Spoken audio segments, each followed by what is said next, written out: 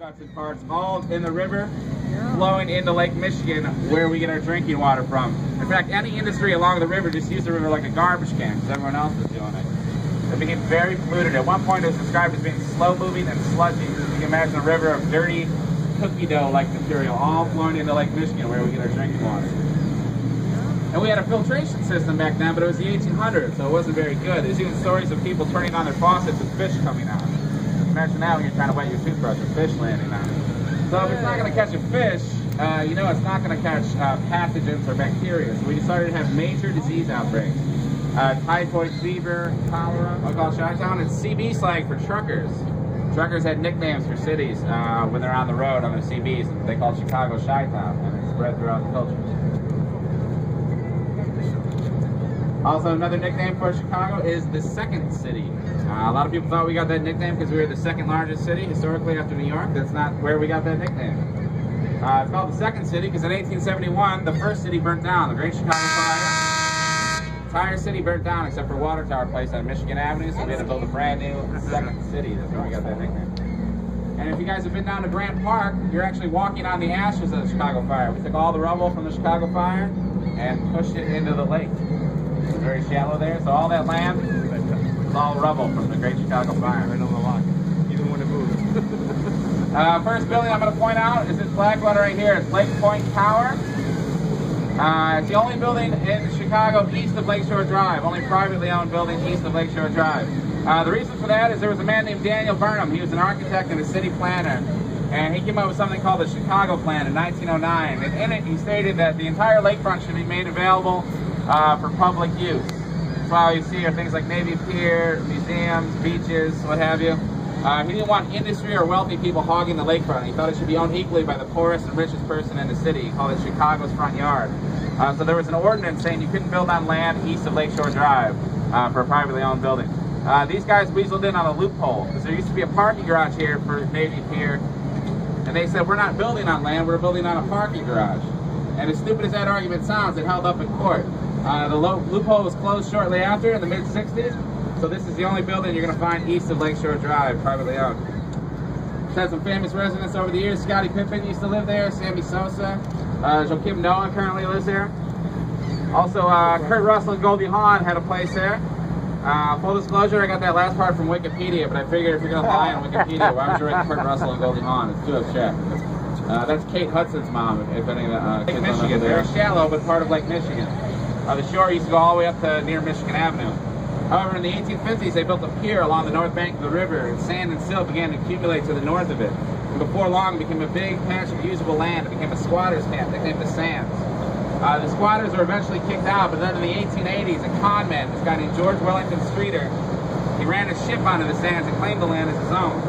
He said since the land didn't show up on maps of Chicago, that it wasn't part of Chicago, so he didn't have to listen to the cops or mayor or anybody. He could do what he wanted.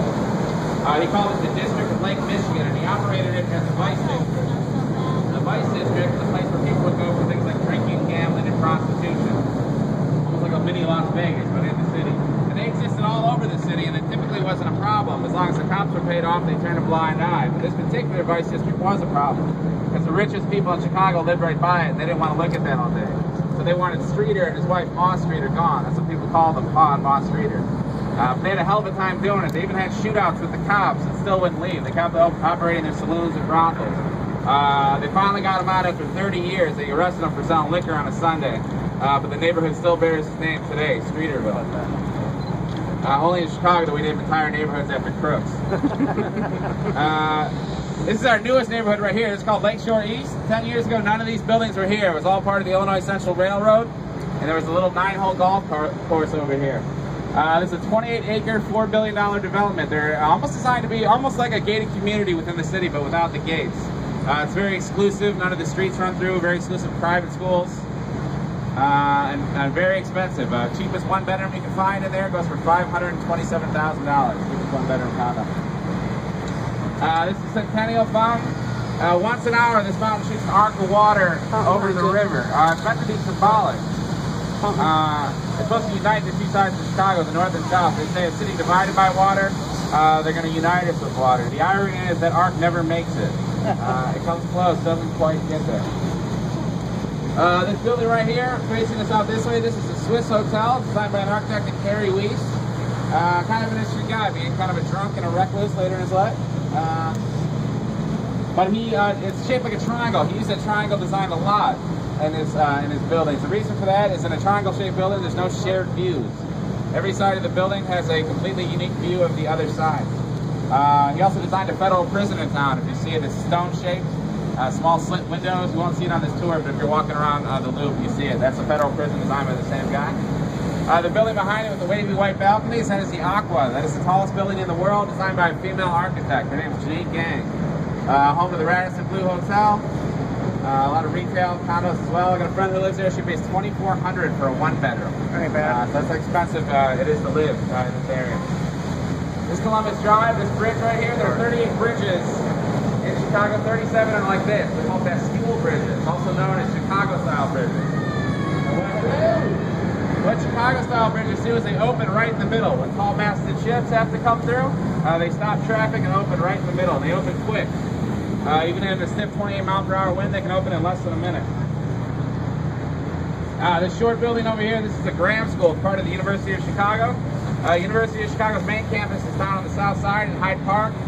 Very beautiful campus if you get a chance to get down there. It was built by John D. Rockefeller. It's also a very prestigious university. University of Chicago has more Nobel Prize winning professors than any other university in the world.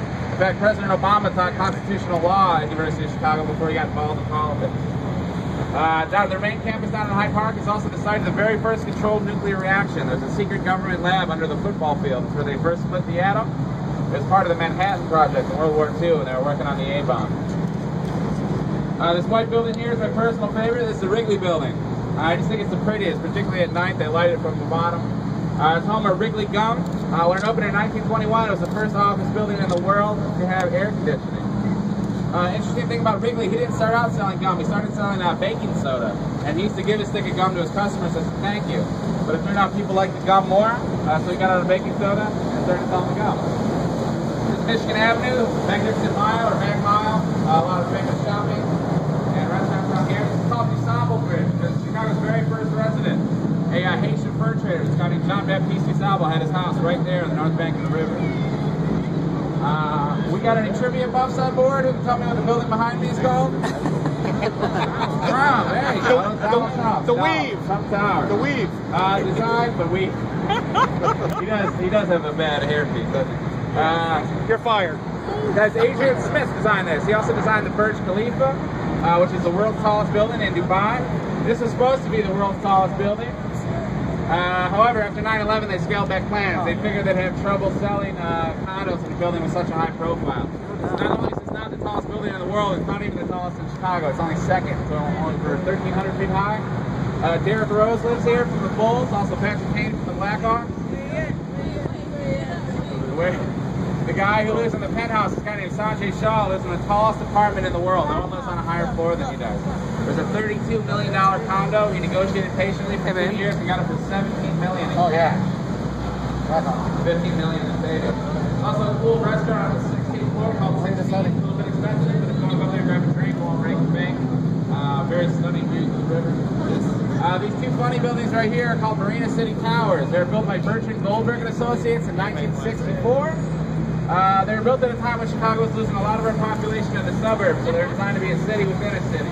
All kinds of amenities in there, theaters, restaurants, shopping. Really the only reason you have to leave would be to go to school or go to a doctor. You see the marina at the bottom, that's why it's called Marina City Towers. Above it is parking. It's called Valet Parking. They don't let you park your own car in here. You can see what happens if you hit the gas a little too hard, you're going to fall into the river. Above the parking, those windows right there, that's the laundry room. That has got to have the best view of any laundry room anywhere in the world. And above that, the apartments, all west shaped. Now, the architect Bertrand Goldberg designed these to look like rose petals stacked on top of each other. And you got to really want to see it, in my opinion. Looks more like corn on the cob. That's why most people call these the corn cob buildings. But very iconic buildings on the Chicago skyline. This is Dearborn Street. This bridge above me. Excuse me. Just south of here at Dearborn and Madison in the 1800s, there's a theater called McVicker's Theater. Very popular place when Chicagoans to go see plays. Regular performer at that theater was a young Southern actor, a guy named John Wilkes Booth. He used to perform there a lot. A regular patron of that theater was a young lawyer from Springfield, Illinois named Abraham Lincoln. Now, we don't have any direct evidence that Lincoln ever saw his future assassin at McVicker's Theater, but knowing how often he went and how often Booth performed seems highly likely. Same time? Was it the same time? Around the same time, yeah. We don't have any direct evidence he ever saw him, but they were both there at the same time. Head north on Clark Street, Clark and Addison, you'll find where the Cubs play, Wrigley Field. Check out a game while you're in town. Fun time, even if you don't like baseball. Also the second oldest park in the majors. Clark Street doesn't run straight north-south. They kind of veer to the west if you head north. The reason for that is Clark Street is built along an old Indian trail. So the lakefront used to be a lot closer to here, and that ran near. This is the Reed Murdoch building. A lot of Chicagoans used to hate coming here. This is the home to our traffic court from 1955 to 1998. Currently home to Encyclopedia Britannica. There's also a 3D printing experience place on LaSalle Street. You can go in, it's like a happy hour with cocktails and hors d'oeuvres and 3D printing. See how that works. If you notice that building was lopsided, it had 6 window bays to the east and only 5 to the west. It wasn't designed that way. It used to be symmetrical. But they had to tear down part of the building in 1910 to expand LaSalle Street, which we just passed under. So guys, a couple of the bridges we're going to pass under, like Wells Street and Lake Street, are double-decker because the L trains run on top. L is short for elevated. If you haven't taken the trains, you should. They're a great way to get around town. But one advantage of an elevated train as opposed to a subway is you can look out the window and there's a view. The loop trains in particular are kind of a tour of the city in themselves, which is 2 hours and 25 minutes. If you head north on Wells Street to the Old Town neighborhood, you will find the Second City Theater, legendary comedy theater. A lot of legendary comics cut their teeth on that stage. Bill Murray, Dan Aykroyd, Harold Ramis. That's 3 out of 4 Ghostbusters. That's not too bad. Also guys like Chris Farley, Mike Myers, Tina Fey, Cecily Strong, 80 Bryant, they all came out of Second City. Tickets aren't too expensive. They also have a free improv set every night of the week, except for Friday. After their show, as long as they have space in the theater, you can go in and watch free improv comedy. Improvisational comedy was invented here in Chicago at the Second City. It's not been run into a few times. Point. This is where the 3 branches of the Chicago River meet. The main branch is around right now. The northern branch cuts off to the right, the south branch cuts off to the left. We're going to head down the south branch. More to see over that way. This building right here is called 333 West Wacker, kind of a newer trend in postmodern architecture. They try to make buildings match their natural environment. So you notice it's green like the river. It also bends along with the river, gray and black at the base to match the street. This is also where Ferris Bueller's dad works. If you remember that scene in the movie during the parade when he's singing Twist and Shout. The parade was right down here in Wacker, and his dad worked up in that building when he looked out the window at him. Beneath Wacker is Lower Wacker. That was also the idea of a guy named Daniel Burnham, who I mentioned earlier. He wanted a whole lower city to keep noisy commercial traffic down beneath, so it didn't clog up traffic on top. It stays warm down there in the winter, kind of cool down, warm in the winter because of exhaust from the heat from the office buildings, cool in the summer because of the shade, which historically has made it a popular place for homeless people to stay. It's always been kind of a skid row, but they kicked out a lot of the homeless population a couple of years ago when they redid Lower Wacker. This is Lake Street. The Green Line runs atop Lake Street. You pick that all the way up to Oak Park. If there's any big fans of architecture in here, Oak Park is the hometown of Frank Lloyd Wright, one of the founding fathers of modern architecture. Also the hometown of Ernest Hemingway. Any history literature buffs on board. You guys, back over here in the 1860s, there was a building called the Wigwam Hall. Wigwam's kind of a generic term for a hastily built convention hall. But the Wigwam hosted the 1860 Republican National Convention where Abraham Lincoln was first nominated. Something they usually don't tell you in school about Old Honest Abe is that he was a long shot to win that nomination in 1860. But he had a very corrupt campaign manager, this guy named David Davis. What he did is he printed a bunch of counterfeit tickets to the convention. So Lincoln had a bunch of people come in who weren't actually delegates come in and vote for him. They were very loud and rowdy and make sure Lincoln won the nomination. Chicago's had more political conventions than any other. We've had 25. This is the headquarters of Boeing Corporation. You guys know what Boeing does, right? They make airplanes. Historically, a Seattle-based company. However, we snaked them from Seattle for a cool $60 million in tax incentives. Interesting thing about this building.